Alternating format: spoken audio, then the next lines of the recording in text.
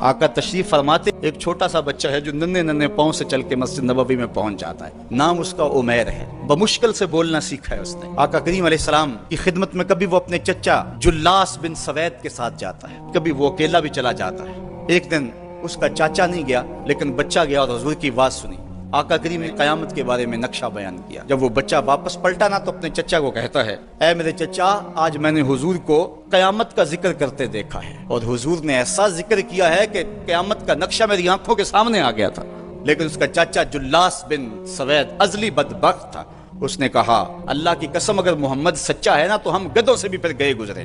جب یہ بات کہی اس نے تو اس بچے کے پاؤں تلے سے زمین نکل گئی کہ میرا چچا کیا بول رہا ہے, یہ تو مجھے انگلی لگا کے مسجد نبوی میں لے جایا کرتا تھا, یہ تو منافق نکلا. اس بچے نے جو لفظ کہا اب سنیے, اے میرے چچا, اللہ کی قسم میرے دل کو سب سے اچھا اگر کوئی لگتا تھا بندہ تو وہ تو تھا. آج سب سے زیادہ مجھے برا تو لگتا ہے. چچا جی, دو راستے جاتے ہیں. ایک راستہ تو یہ ہے کہ میں اللہ اور اس کے رسول سے خیانت کروں اور جو تیری بات ہے وہ رسول اللہ کو نہ بتاؤں, اور دوسرا راستہ میرے پاس یہ ہے کہ جو تو نے کہا ہے میں جا کے حضور کو بتاؤں, پھر جو ہو سو ہو. اس کے چچا جلاس بن سوید نے کہا, تو نا سمجھ سا بچہ ہے, چھوٹا سا بچہ ہے, تیری بات کس نے ماننی ہے, جا جو جی چاہتا ہے کہہ لے.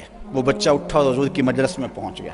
اور وہ بچہ کیا کہتا ہے, حضور جلاس بن سوید نے اللہ اور اس کے رسول سے خیانت کی ہے. حضور میرا اس سے کوئی تعلق نہیں ہے. میں اللہ سے بھی کہتا ہوں میرے مالک, میرا چچا سے کوئی تعلق نہیں ہے چونکہ وہ تیرے محمد کا دشمن ہے. حضور نے فرمایا, بچے اس نے کیا کہا ہے؟ بچے نے ساری کہانی سنا دی. حضور نے صحابہ کو بلایا, کہا کہ یہ واقعہ پیش آیا ہے, بتاؤ کیا کریں. صحابہ نے عرض کی, حضور یہ بچہ چھوٹا ہے, کم عقل ہے, کم سمجھ ہے, یہ تو اپنی بات بھی نہیں صحیح طرح سمجھ سکتا. اور جلاس بن سوید بڑی عمر کا آدمی ہے, ہمارے ساتھ نمازیں پڑھتا ہے, تو آپ اس بچے کی بات کی پرواہ نہ کیجیے. ادھر جلاس بن سوید کو جب پتا چلا تو اس نے بھی قسمیں کھانی شروع کر دی کہ میں نے تو کوئی بات کہی نہیں ہے. تو حضور نے اس بچے کی بات کو نظر انداز کیا صحابہ کے کہنے پہ. اب اس بچے نے جب دیکھا کہ میری بات حضور نے قبول نہیں کی ہے تو اس نے جھولی پھیلا لی اور آسمان کی طرف دیکھ کر کے کہا, اے اللہ اگر میں جھوٹا ہوں تو مجھے جھوٹا کر دے, اور اگر میں سچا ہوں تو میری سچائی کا اعلان کر دے. یہ بچے نے جب بات کی تو ابھی اس نے منہ پہ دعا مانگ کے ہاتھ نہیں پھیرے تھے کہ جبریل آ گئے